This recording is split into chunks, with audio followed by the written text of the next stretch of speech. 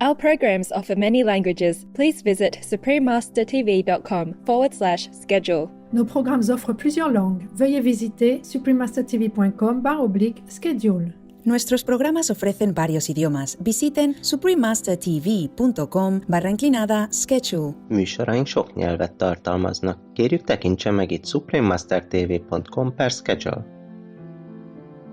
Even if you want to be a teacher of this so-called tantric yoga, you are not safe from the danger of addiction to sensual pleasure. I also written here, it's a dangerous way because you could be entangled in its powerful pleasure and can't reach your goal or even forget it altogether. In this physical world, sex is the most common yet the most powerful force to reach enlightenment. Please keep watching to find out more. Supreme Master Ching Hai's lectures are not a complete meditation instruction. Please do not try alone. For free of charge guidance, please visit godsdirectcontact.org or contact any of our centers near you.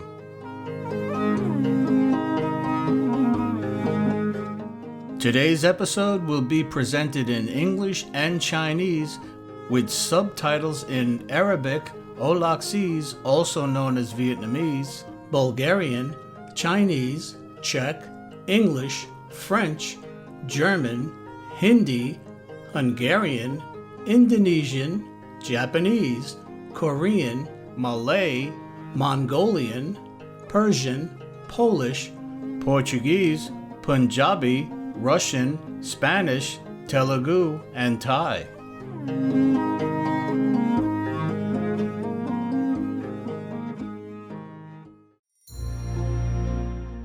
Sain Baina is hello in Buryat. Great to see you, precious viewers. My name is Vlad. The caring people of Buryatia thank you for your generosity and compassion toward all beings.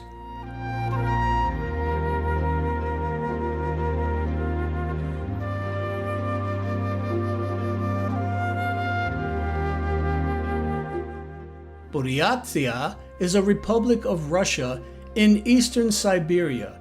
It stretches from southwest to northeast in the form of a crescent and consists of beautiful landscapes of high mountains and rich forests, which are home to many species of animals such as moose, deer, bears, lynx, wild boars, and muskrats, among others. Mountain goats and reindeer live in the mountains.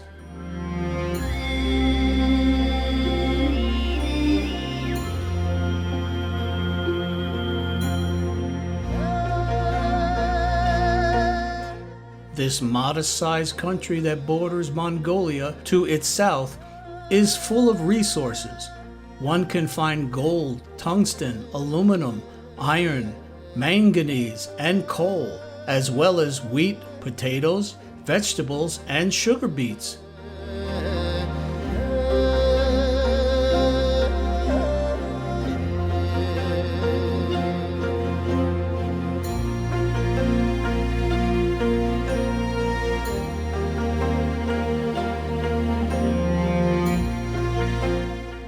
Buryats, an Asian people, constitutes Siberia's largest ethnic group after Russians. They share many customs with other Mongols, including nomadic herding and erecting gears for shelter.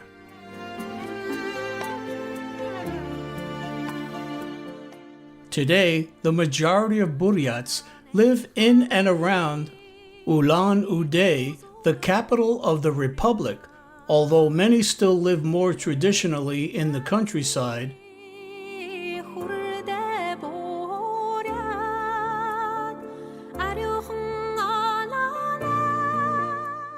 The Western Buryats eventually forsook their lifestyle as nomadic herders and adopted an agricultural life.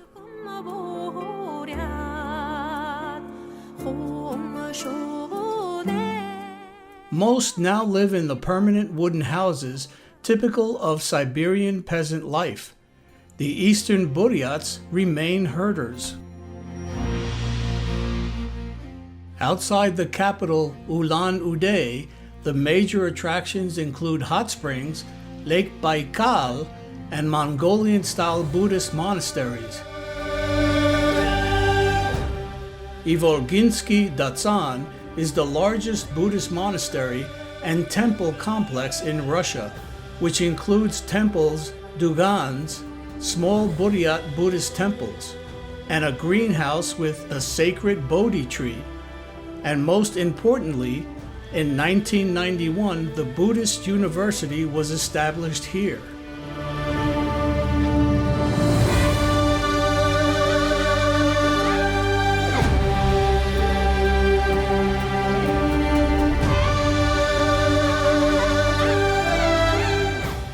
We are elated to share a glimpse of historical Buryatia with you, knowledgeable viewers.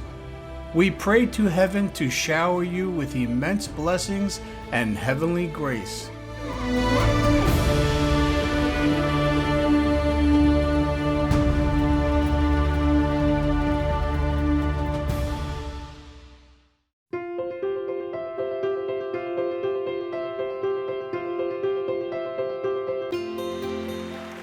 For over 3 decades, Supreme Master Ching Hai has illuminated our world with her divine teachings.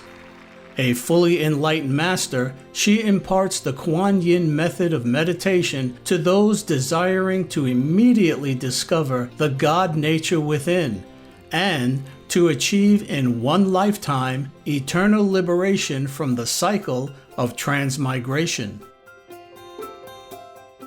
The Kuan Yin method has been practiced by all enlightened masters, such as the worshipped world-honored one, Shakyamuni Buddha, the worshipped Son of God, Jesus Christ, the venerated master and philosopher Confucius, the venerated Lord Krishna, the venerated master and philosopher Lao Tzu, the venerated Lord Mahavira, the beloved Prophet Muhammad, peace be upon him, the first Sikh Guru Sri Guru Nanak Dev Ji, and many more. Supreme Master Ching Hai emphasizes that if we always remember God, render selfless service to others, and follow the laws of the universe, we will reach our highest potential as humans and truly understand our purpose on earth. She is an extraordinary living example of compassion, regularly sending material and financial assistance as well as love to refugees, the homeless, natural disaster victims, and others needing relief. Supreme Master Ching Hai is deeply grateful to the beloved God for all the financial help, comfort, and support to the afflicted and needy and/or any good cause over the years, as a humble vessel for Here's compassion and love toward Here's precious children. Supreme Master Ching Hai respectfully thank all special individuals, organizations, leaders, and governments for all your genuine, loving, ongoing support. May heaven bless you forevermore. We, the Supreme Master Ching Hai International Association members, are also sincerely grateful for your expressive kindness, wishing you the best. Supreme Master Ching Hai receives love and recognition from various organizations, media, governments, and individuals, as well as many awards from them, such as the 2006 Gussie Peace Prize, considered the Nobel Peace Prize of the East, the World Spiritual Leadership Award in 1994, the Mahavir Award in 2008, February 22nd and October 25th, both proclaimed as the Supreme Master Ching Hai Day, an honorary citizen of the United States, etc., and has been honored throughout the years with numerous other awards and accolades for her outstanding philanthropic and humanitarian deeds.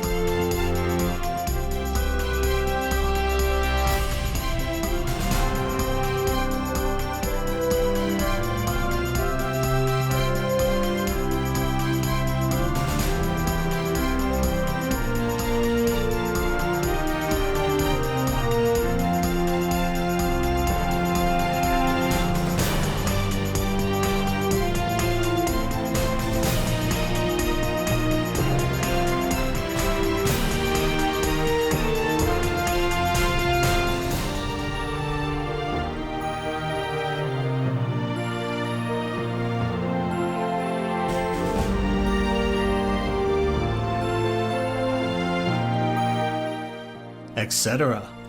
We apologize for not being able to show many other awards and honors for lack of space and time. Supreme Master Ching Hai respectfully thank all special individuals, organizations, leaders, and governments for all your genuine, loving, ongoing support. May heaven bless you forevermore. We, the Supreme Master Ching Hai International Association members, are also sincerely grateful for your expressive kindness, wishing you the best. A true voice for our beautiful animal friends, Supreme Master Ching Hai promotes the peaceful and loving plant-based diet and envisions with humanity's awakening to the sacredness of all life, a tranquil and glorious all-vegan world where animals and people live in blissful harmony. Her initiatives to spread the vegan trend are diverse and have included alternative living flyer distribution, the international vegan restaurants Loving Hut, vegan food product companies, vegan fur products, Supreme Master Television, as well as regularly speaking to influential government and media leaders and participating in televised conferences on climate change, etc. Whether we're aware of it or not, her efforts have had an enormous influence on global awareness of the animal-friendly lifestyle and how this benevolent way can bring lasting peace among nations, while saving our planet from climate change and disasters. Over the years, Supreme Master Ching Hai has traveled worldwide, from the Americas to Africa, from Europe to Oceania, and held hundreds of discourses with the public and her disciples on a variety of spiritual topics. Today, we are blessed to present one of these insightful lectures entitled Remember Your True Nature, Live Like a Saint, Part 2 of 5, on Between Master and Disciples, given in English and Chinese on September 1st, 2019, in New Land Ashram, Taiwan, also known as Formosa.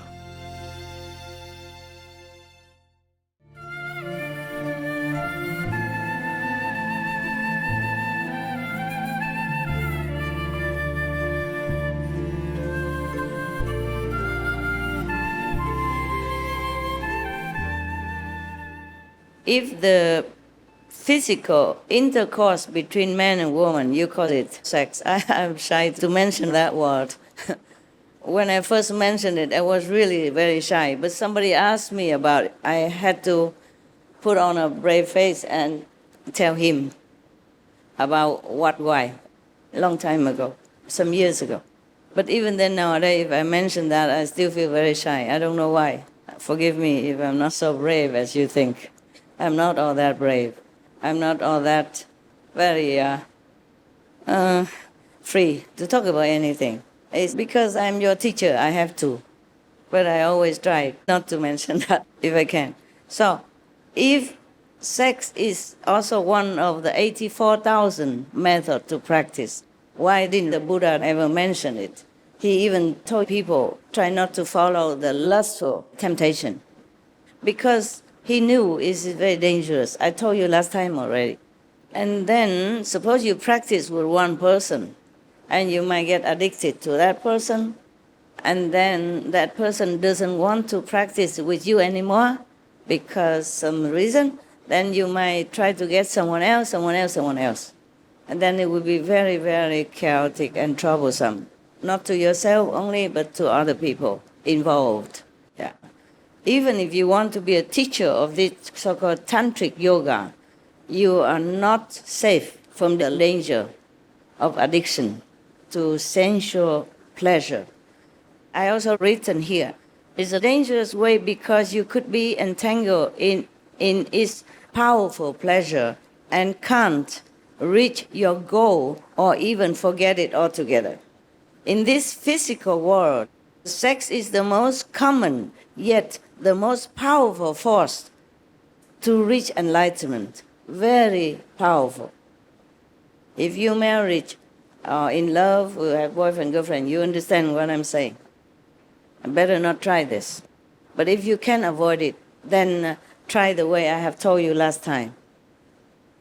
The saints, enlightened saints, they have physical contact with their wives only several times a year, just to have children only. And after that, if they have enough children the way they think they should, as an obligation to family, or just to have some children for the parental love for the wife or the husband, they will stop it after having enough children, even though they are still married. At one time, Kabir the Weaver Saint, very famous poet also, he told people not to indulge in this kind of sensual pleasure. But they asked him why was he married and he had sensual pleasure before with his wife. He said, I was not enlightened. I was blind then. Yeah. So that means after fully enlightened, he and his wife become best friends only. And his wife was also a saint of high order. And she respected him then as a master, just like every other disciple. Sant Kabir is one of the most famous saints in India. And you know already, sometimes people say, what's the difference between your wife and my wife? Some of the men ask, he say, she's different. She's different, yeah. And the man, the disciple or maybe nosy people ask, well, what's the difference? So Kabir says, she obeyed absolutely every one of my commandments, every one of my requests. And you know that. Some story I told you already. If some of you don't know, maybe I repeat just a small portion, yeah? So that person asked, and then he tell Kabir, prove it to me. Prove it to me that your wife really listened to everything you ask. So Kabir said to his wife, she's nearby, next to him, say, go out, please, get me some stones. A round stone or any stone. And then she brought it in. He said, now make a fire, put some oil in it, and fry the stone for me. She did exactly just that. Finally, that person, Kapish, understood that Kabir's wife is truly different from other men's wife. And another time, they run out of flour to make chapati. And Kabir sent his wife to the neighboring shop to borrow some flour. But the man, the owner of the shop, fancy Kabir's wife. Yeah, a long time already. He always tried, but he never succeed. This time, because Kabir was short of flour to make chapati for his guests, he has many truth seekers came to his house. And of course, he wants to treat them well. Well, whatever he can. He's just a weaver, He has not earned that much money, even though he has princess as disciple. And the princess gave him one diamond, and he did not accept it. But then the princess stuck it under his roof somewhere and say, Master, if ever you need it, please sell it so that you can have some decent lifestyle. So some years later, she asked him, how come you still live like a poor weaver? What happened to the diamond I gave you?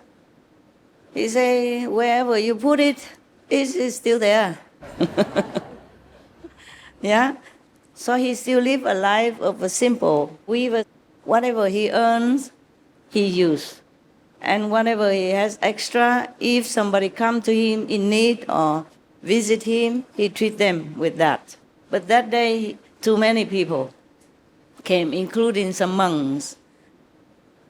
At that time, mostly just monks came visit him. So the monks, of course, had nothing to offer. The monks in India, they go with only one staff, one bottle, like a god, to get the water. That's it. And then one clothes. One they cover around here, and one they wrap around them. Maybe a blanket, maybe a cloth. That's all they have, the Indian monk. The Indian monks that I have seen, okay? The Hindu monks, yeah, and other monks and nuns as well. Same. Even nuns they're also like that. Therefore, Kabir has to go borrow some flour.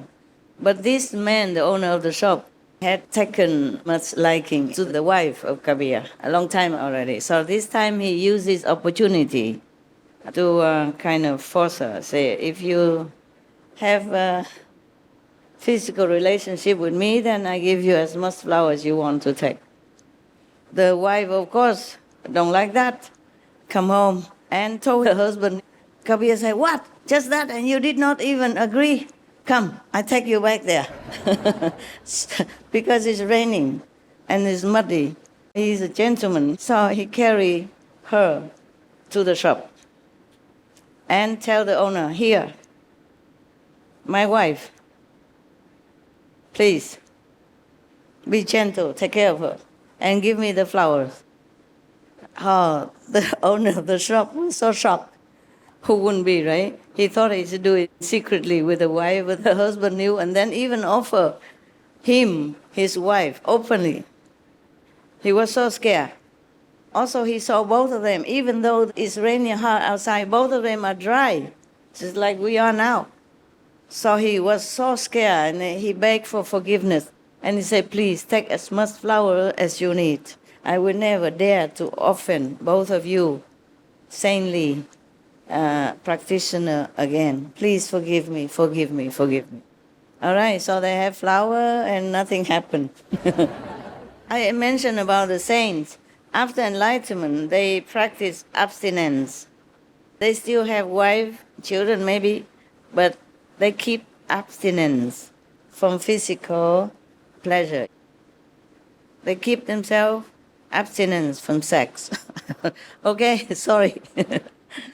I really don't like to speak it, but let's be straight is good, because sometimes talk around, you don't understand anything. Yeah? Or you pretend you don't understand. Fine. Therefore, I mention all the saints, they practice abstinence. Keep yourself busy. If you are bothered by that powerful force of nature that imparted within your being as one of the enlightening methods, just be busy. Help others instead of thinking of yourself too much. When you're too busy, you come home, you just meditate a little, and then you drop dead. You have no more energy to follow your inside desire. And living alone, of course, helps, okay?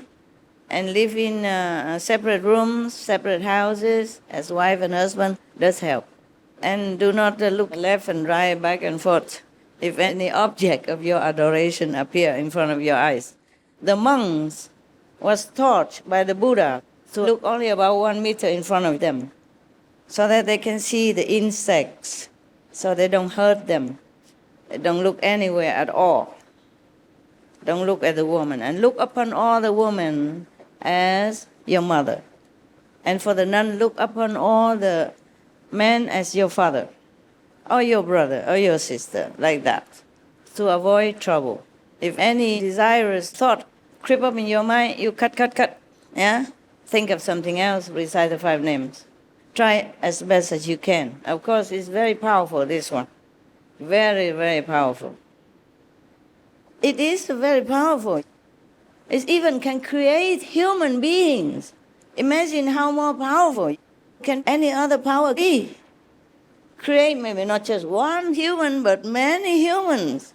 Create the whole world as you see it. So how powerful that force inside you. If you cannot tame it, then of course it's understandable. Huh? Just try to. Maybe that's why when women and men came of age, they have to marry and slowly tame it. Try your best. Because this physical pleasure not only entangle you in a lower type of energy, but also expand your energy too much. Huh? Yeah. Okay. Now I don't think I need to say anymore, do I? No? No. Okay. All the politicians in our former generation knew all this also. Everyone know actually, but they use this power also even to exchange for lands, for more expansion of their country, yeah, by marrying their daughter off or their son off to neighboring country to exchange for some piece of province as dowry for the marriage. In Vietnam before, they did that also.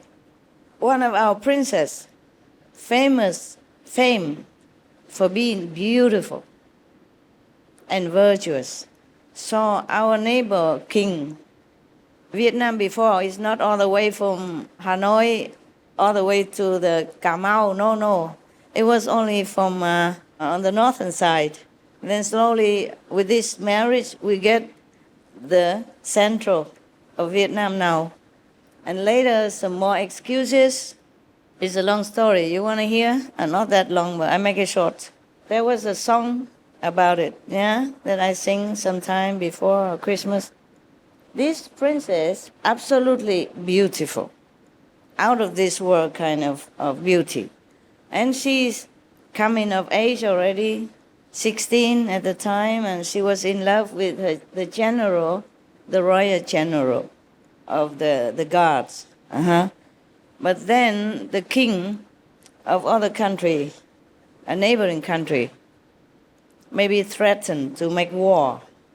So our king pacified by saying, we should be neighbor, we should be friend instead. I have beautiful princess. The king wanted that. The neighbor king wanted that. He said, unless the princess married to him, he will not let them. At that time, Ta Yue be in peace. So the king offered the princess. And of course, it's a heartbreaking love story for the princess and the general. He has to accompany her as a chief of the bodyguards to bring her to the other country to offer her to another man. No matter if he's a king or not, he's another man. And he wasn't that good looking. Yeah. So after that, our country have peace with the neighbor, fine, and have, I think, two provinces extra added into our nation, okay, expanded our country border, fine.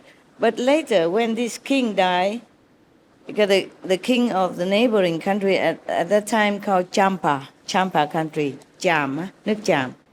He was already older when he married the young princess. And then he died. And in that country, tradition is that the king's body would be burned. And the princess, or whatever consorts he had at that time, all have to die with him in the same way, alive. Burned alive. Because it was a wrong translation, one wrong word. Because that time Champa also influenced by Indian culture.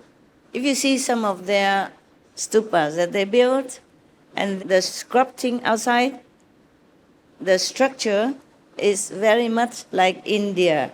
Many of the stupas. Stupas is people either built to bury some important person inside or to worship some of the saints' relic, like tooth. The saints or the Buddha died, they worship the tooth, they build a stupa, make it elaborate, painting or sculpting outside, beautiful decoration to worship. So if you see some of the stupas that are left over in our country, Vietnam nowadays, you will see they very much resemble the Indian kind of structure of building. I'm just telling you this, nobody tell me, it's just my calendar, okay? Because I saw it, I observed, and I see the similarity.